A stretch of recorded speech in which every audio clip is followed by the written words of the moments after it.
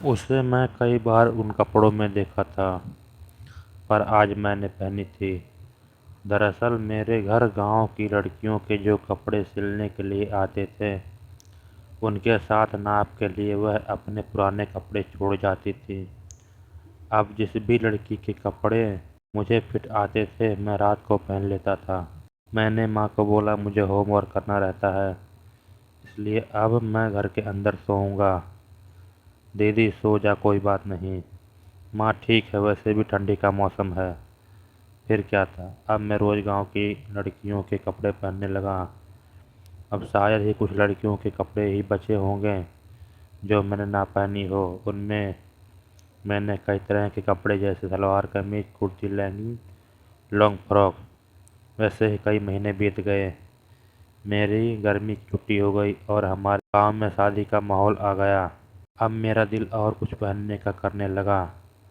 आज रात मुझे लहंगा चोली मिला। किस्मत से चोली मेरी ही साइज की थी। मैंने लहंगा चोली पहन लिया।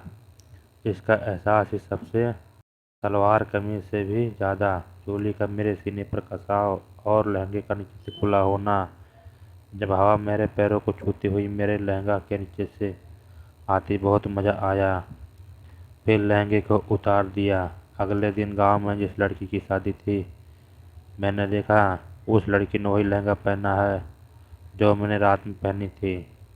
पता नहीं क्यों मुझे उस लड़की के चेहरे पर मेरा चेहरा नज़र आ रहा था। यह एक नई फीलिंग थी, जैसे मैं दुल्हन बना हूँ। रात को वापस आया पर मुझे नींद नहीं आ रही थी। बार बार वही चेहरा। पर आज मेरे पास ना कोई लहंगा था, ना ही कोई सलवार कमीज। पर अब शायद लड़कियों के कपड़े पहनना मेरा शौक बन चुका था। तभी मेरी नज़र साड़ी पर पड़ी। उसे मैंने कई बार पहनने का सोचा, पर मुझे साड़ी पहननी नहीं आती थी, इसलिए कभी पहनी नहीं। और मुझे साड़ी पहनना अच्छा भी नहीं लगता था। आज अगर पहनी नहीं तो पहनना कैसे आएगा। फिर मैंने साड़ी ब्लाउज पेटीकोट लिया। यह मेरी माँ का ब्लाउज था। मैंने पहनी, मुझे भी फिट आई। मतलब मेरी दीदी का, माँ का और मेरा बॉडी साइज एक जैसा था। फिर मैंने पेटीकोट पहनी और कमर पर बांध लिया। फिर साड़ी पहनी। पहननी नहीं आती थी, पर किसी तरह लपेट लिया। और जब मैं तैयार हुआ, क्या बताऊँ, साड़ी से अच्छा दुनिया में कोई भी कपड़ा नहीं हो सकता। फिर क्या था, अब मुझे कोई बाहर के कपड़े ढूंढने की ज़रूरत नहीं थी। साड़ी के आगे सलवार कमीज फ्रॉक सब बेकार था। करीब 1 साल मैंने साड़ी पहनी। अब तो मुझे साड़ी ऐसी पहननी आ गई थी कि कितनी औरतें नहीं पहन पाती। हमेशा किस्मत सही नहीं रहती। एक रात हमारे गांव के बगल में प्रोग्राम था। मैं देखने गया, पर मुझे नहीं मालूम था कि दीदी भी देखने गई है। मैं चुपके से घर वापस आया और देखा माँ सोई है। मैं घर बंद करके साड़ी पहन ली। तभी दीदी भी आ गई। उन्होंने दरवाजे के छेद से मुझे साड़ी पहने देख लिया और किसी तरह दरवाज़ा खोल लिया, लेकिन जब तक मैं चिपटा पकड़ा गया। तभी माँ भी आ गई। मुझे साड़ी पहने देखा। मुझे बहुत मारा, लेकिन दीदी ने बचा लिया। दीदी, भाई आज के बाद वादा कर कभी महिलाओं के कपड़े नहीं पहनेगा। हर दीदी, मैं वादा करता हूँ। अगले दिन अब साड़ी पहनना मेरी आदत नहीं, ज़रूरत बन गई थी। हाँ, कुछ दिन तक साड़ी नहीं पहनी। शादी का माहौल था, हमारे गांव नाच का प्रोग्राम होता था। ऐसे ही मैं दूसरे गांव चला गया नाच देखने। तभी पता चला कि वहाँ एक नचनिया नहीं आया है। तभी मैं नौटंकी मास्टर के पास गया और बोला, मुझे नचनिया का काम दे दो। आप जितने भी पैसे दोगे चलेगा। उसको भी नचनिया की ज़रूरत थी, उसने भी मुझे काम दे दिया, लेकिन मेरे पास महिलाओं के कपड़े नहीं थे। मास्टर ने मुझे दूसरे नचनिया के पास भेजा और बोला, इसको तुम अपने कपड़े पहना कर तैयार कर दो। नचनिया ने मुझे तैयार करना शुरू किया।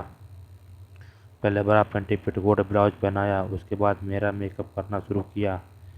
मेरे चेहरे पर बहुत मेकअप किया। मेरे नाक कान में छेद नहीं थे, उसके पास क्लिप वाले झुमके और नथ थे। फिर मुझे पहनाया और एक लंबे बालों का बिग भी लगा दिया। फिर मुझे साड़ी पहनाई और पैरों में घुंघरू बांध दिया। यह सब उसी नाचने वाले का था। जब मैंने खुद को देखा तो बहुत खूबसूरत लग रहा था। फिर मैं साड़ी पहनकर कर स्टेज पर डांस किया। मैं अपने घर चला आया। पता नहीं कैसे मम्मी पापा को पता चल गया और पापा ने मुझे बहुत मारा। उसके बाद मैं ठान लिया अब साड़ी नहीं पहनना। फिर कुछ सालों बाद मेरी दीदी की शादी हो गई। दीदी की शादी के बाद दीदी अपने ससुराल चली गई। मैं अपने कमरे में दीदी को याद कर रहा था, तभी मेरी नज़र अलमारी पर गई। मैंने देखा वहाँ मेरी दीदी के कपड़े थे जो वह शादी के पहले पहनती थी। फिर क्या था, मैंने सोचा आज अंतिम है, कल से नहीं पहनूंगा, तो पहन लिया। कल फिर वही वादा। ऐसे ही मेरी कॉलेज फिर से शुरू हो गई। मेरे अंदर का हाव भाव भी लड़कियों की तरह हो गया था। एक दिन जाकर मैंने अपना नाक कान छिदवा लिया। माँ ने देखा तो बहुत डांटा, लेकिन मैं खुद को बोला आज लास्ट बार पहन लूँ, कल से बंद। कि दिल कहाँ मानने वाला था। अगले दिन फिर वही काम, पर मैं किसी को पता नहीं चलने दिया। अब मैं बड़ा हो गया तो माँ ने मुझे कमाने और कुछ सीखने के लिए शहर भेज दिया। वहाँ पर मैंने कुछ साल कमाया। एक बार मैं बाजार जा रहा था, मुझे रास्ते में महिलाओं के पुराने कपड़े बिकते हुए मिल गए। मैंने साड़ी ली और ब्लाउज पहले से सिला हुआ था। अब तो मुझे और मज़ा मिलने वाला था। अब सभी के काम पर जाने के बाद मैं रोज़ साड़ी पहनने लगा।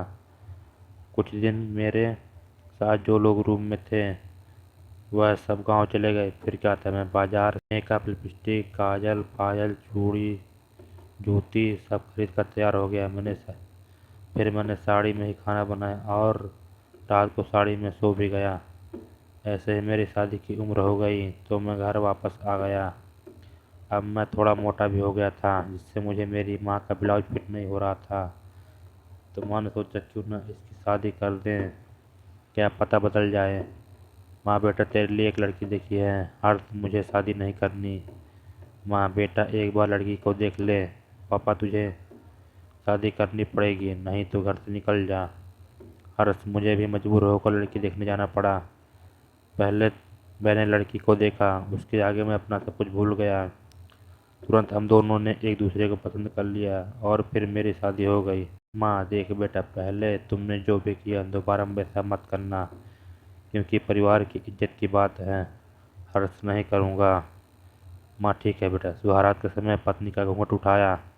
मेरी पत्नी बहुत सुंदर थी, नाम हर्षिता था। मेरी पत्नी ने कहा आप बहुत हैंडसम हो जी। मैंने भी उसकी तारीफ की। फिर दोनों ने सुहारात मनाई। इसी तरह सुबह हो गई।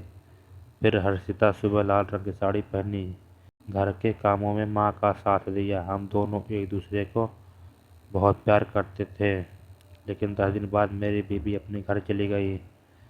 रात को मैं सोने जा रहा था, तभी देखा बेड पर हर्षिता की साड़ी रखी हुई है। फिर क्या था, मैंने जल्दी से ब्लाउज पहना। मेरी पत्नी का ब्लाउज बिल्कुल फिट आया। मुझे अपनी किस्मत पर यकीन नहीं हो रहा था, क्योंकि पहले माँ बहन अब बीबी के कपड़े फिट आ रहे थे। अब यह खुशी थी, एक टेंशन खत्म हो गई थी, बाहर किसी के भी कपड़े की जरूरत नहीं। फिर अपनी पत्नी की साड़ी ब्लाउज उतार दिया और सो गया।